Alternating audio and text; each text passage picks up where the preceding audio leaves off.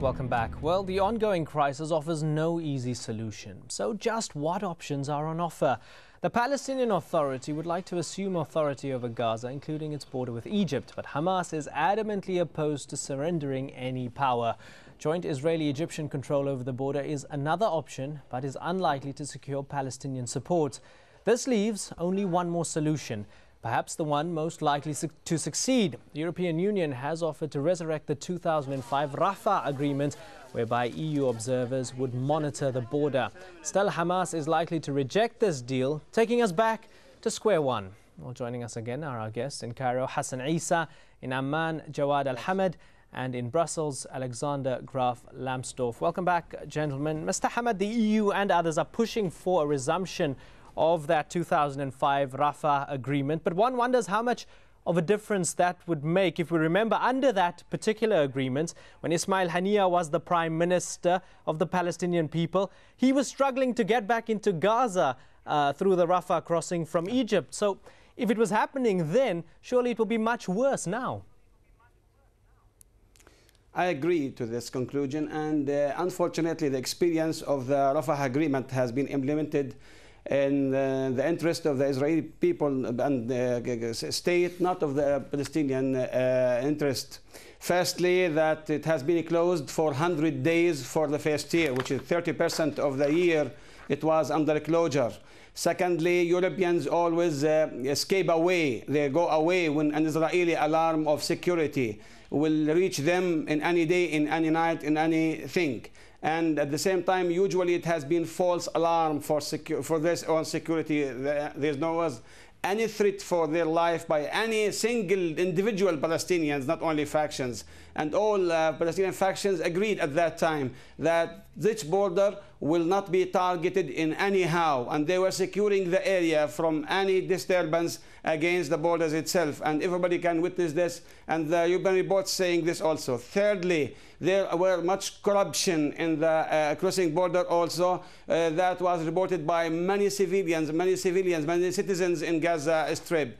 And the third point also, that Israel can stop anybody. And the Prime Minister, as you mentioned before, that was Ismail Haniyeh at that time, he has been stopped by Israeli forces through the Europeans in the border of Rafah. What an agreement for Palestinians is this? I suggest that it should be a Palestinian-Egyptian agreement, and it's time to do it. It's the best time to do it to Egypt and to Palestinians. You can put all security regulations that has been used in all over the world, the main standards of the world. You bring any instruments, any sophisticated instruments for stopping the smuggling of drugs or smuggling of weapons or even smuggling of individual criminals through Gaza or out of it. It's already accepted by all Palestinians to happen like this. So it should be first considered as Palestinian-Egyptian border, and it should be managed by both sides softly and simply.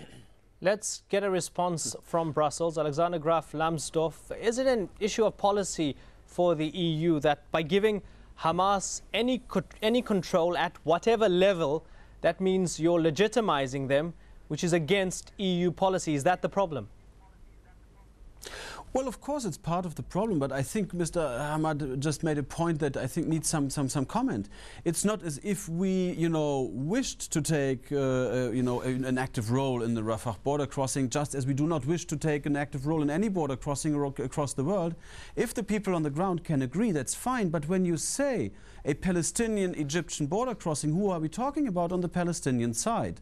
And that's the point, the crucial point. Hamas rules in Gaza on the basis of basically what has been an illegitimate assumption of power, a coup d'etat, some people say, and our interlocutor, of course, is the PA. So we are willing, of course, to help along, to facilitate a peaceful solution. But it's not as if we were wanting to impose ourselves. We have been invited. This has been an agreement with the parties concerned, and we are, of course, willing to do that again. But there needs to be a consolidation on the Palestinian side of the game here, and that is, and what Ambassador Issa said, I can only underline, Fatah and the Hamas need to come to an agreement. This is the foundation for any future policy that we conduct in the region. Hassan Isa, Palestinian Prime Minister Salam Fayyad has proposed... sorry to interrupt you, Mr. Hamad. I want to bring in Hassan Isa. Palestinian Prime Minister Salam Fayyad has proposed some sort of buffer zone between Hamas and PA control. Is that a useful offer? What do you mean a buffer zone? What do you mean geographical buffer zone, political buffer zone? What buffer zone? I'm not sure what he means. A buffer zone. No, I don't think this is feasible because it doesn't mean anything. What buffer zone? Yes. If you want to talk about a buffer zone, it is now between Gaza and the West Bank. And if our dear brothers who swarmed our borders would have instead swarmed the Eretz border in the south, in the north of Israel, for the purpose of joining Gaza with the West Bank, I would have understood why they swarmed the borders. But right now, there is a buffer zone between Gaza and the West Bank. As a matter of fact, with the coup d'etat of Hamas in Gaza, they completely separated Gaza from the West Bank, completely having a buffer zone, a very strong and wide buffer zone between the Palestinians. Well, let's talk a little bit more about the Egyptian concerns. A little bit earlier on, you were saying that Egypt's in a dilemma almost between a rock and a hard place. What's the likelihood of Israel maybe coming to Egypt and telling Egypt, well, since you unilaterally allowed the border to be opened, you look after Gaza and have complete responsibility for it? What's the likelihood of that happening? Absolutely not. We refused that a long time ago. What makes the confusion is that we have been taking care of Gaza from 1948 to 1967, but as a caretaker, only as an administrator. But for us, Gaza is the heart of the coming, with God's help, the coming Palestinian state. Gaza is the heart of that new Palestinian state. If we take Gaza into our custody, that deprives the Palestinian of almost half their territories, almost half the population. We cannot have this. Mr. Lambsdorff, Gazans seem to be under perpetual siege. As you were saying earlier on, the EU doesn't want to send monitors anywhere, but it's forced to in many ways. The longer the Rafah standoff lingers, how much worse do you think the situation will get, both on a political level and from a humanitarian perspective? Yeah, but that's exactly our worry, of course. I mean, it's to see these pictures from Gaza is heartrending. Of course, the humanitarian situation is getting worse in the absence of a political agreement by the responsible leaders, you know, in Gaza and in the West Bank. There needs to be an agreement. And again, Ambassador is right. The separation of Gaza from the West Bank runs exactly counter to all the plans that we have for a Palestinian state. And this is something that Europe has been engaged in for a long time, to create a state alongside Israel, living in peaceful and secure coexistence with Israel. Now, the situation right now is very difficult. We cannot, you know, badger anyone into any kind of political agreement. It is the leaders of the Palestinian people that need to come together. It's their responsibility, it's their people. They need to be up to the job and they need to do something about it. Jawad Al-Hamad in Amman, are Gazans and maybe to a lesser extent their brethren in the West Bank held hostage to a power struggle between not only Hamas and Fatah, but also including the Egyptians, including the Israelis and the United States? Politically, you cannot say that Gaza is away from West Bank. The BNA is still controlling Gaza as controlling the West Bank in both sides, and the whole administrative operations being in Gaza all under the BNA itself. And what happened in Gaza does not make any cop. It's still repeatedly saying that Mr. Mahmoud Abbas is a president of the BNA in Gaza and the West Bank. At the same time, he has been invited by the leaders in Gaza to come to Gaza to lead Gaza as a president from there.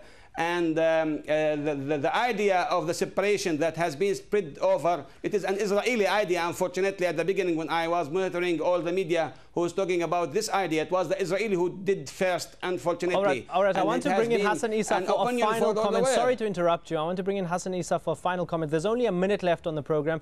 Hassan Isa, if you could keep it brief. Do we need some sort of Arab conference of sorts to help sort this out? An Arab conference would have to perform a miracle to get Hamas to agree with Fatah. The difference between them is huge. Hamas wants a Muslim religious state in Gaza. And they are adamant on having this religious Muslim state in Gaza as the avant-garde for more Muslim states in the area. They will not leave Gaza. They do not want to mend their fences with Fatah. Allah ya akhi Hamad, no, ta'ala bas wa na أقول لك. For heaven's sake, they do not want to mend. I don't know who will get this. All right, gentlemen. Gentlemen, I'm gonna stop you both there. Let's leave it at that. Let's leave it at that, gentlemen. Let's leave it at that. I'll have to get some boxing gloves if we carry on here. I'm gonna leave it there. Let's stop it there, gentlemen. That's the end of our discussion. We've only got 15 seconds left on the program. In Cairo, Hassan Isa. In Amman, Jawad Al-Hamad. And in Brussels, Alexander Graf Lambsdorff. Thank you very much, all of you, for joining us. And thank you so much for joining us here on this edition of Inside Story. Goodbye for now.